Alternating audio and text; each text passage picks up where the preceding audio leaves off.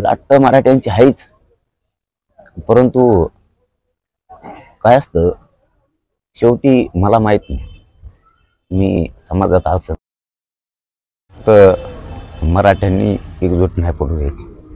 मी आता हातावर गोळ्या तरी पडल्या तरी मी माग हटणार नाही, कारण पोरं मराठ्यांचे मोठे झालेले बघायचे आणि मी ते बघण्यासाठी सज्ज झालेलो आहे.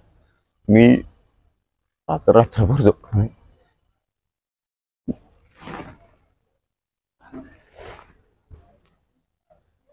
आता शेवटचं मराठ्यांना एवढंच सांगणार, मी तुमच्यात असं नसन मला माहित, पण मराठ्यांची एकजूट काय झालं तरी फुटून द्यायची नाही. आरक्षण घेतल्याशिवाय आता नाही मग हटायचं. आपले पोरं संपवण्याचा घाट कशामुळे घातला आहे? आपले मराठ्यांचे पोरं आत्महत्या करायला लागले, तरी पण हे सहज आंदोलन घेत आहे.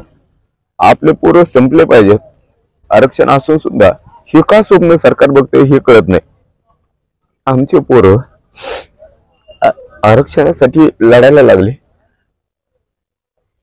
आमच्या मराठा समाजाच्या नोंदी सापडल्यात तरी पण हे देत नाहीत. मला फक्त या समाजात मी असं नसन याचा मला जास्त त्रास होतोय की मी माझ्या समाजाला न्याय पण दिला पाहिजे आणि माझा समाज सुद्धा मी बघायला पाहिजे, परंतु या उपोषणामुळे शरीर साथ देत नाही आणि लढाई आता टोकाची. म्हणून मी माझ्या समाजाला सांगितलंय मी आपले मराठ्यांचे लेकर मोठे व्हावेत म्हणून मुंबईकडे निघालो. फक्त मी तुमच्यात असं नसन मला माहित नाही, ही विचार मरू द्यायचा नाही आणि आंदोलन सुद्धा बंद पडू द्यायचं नाही. काही झालं तरी हरकत नाही. आता मात्र आरक्षण घेऊन पोरांच्या डोक्यावरती गुलाल टाकायचं. मी मात्र आता 9 वाजता मुंबईकडे निघालोय आणि मी आता मागं हटणार नाही. शेवटच्या श्वासापर्यंत मी या मराठा समाजात मोठे व्हावे लेकर म्हणून लढणार आहे.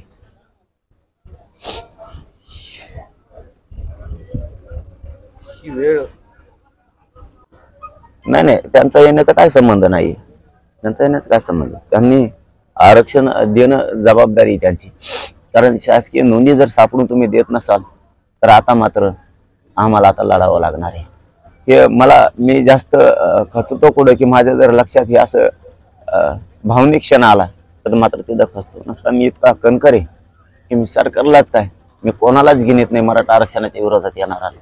फक्त माणूस तुम्ही असो किंवा मी असो, शेवटी माणूसाची माणुसकी ज्यावेळेस काळजात जिवंत होती त्यावेळेस नाही सहन होत. त्यामुळे ते बलिदान माझ्या लक्षात जर आले, ते उघडं कपाळ आपल्यामुळं झालं, त्या आईच्या कंपाळी कुंकू नाही राहिलं आपल्यामुळं, ते ध्यानात आलं की मी थोडासा क्यू होतो. म्हणून मला रात्री असं लक्षात आलं की आपल्याला तिथं लावून बी जीवाची बाजी लावायची आणि इथूनच लावायची. आपण इथूनच आमरण उपोषण करून जाऊ.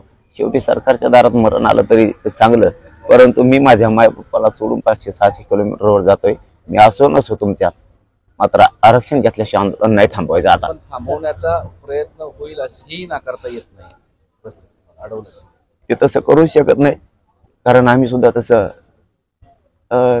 निवेदन आमचं सुद्धा आहे की कोणत्या बाजूनं. मग आता मुंबईकडून येणारे कोण? तुम्ही पाहत आहात विस्टा न्यूज मराठी.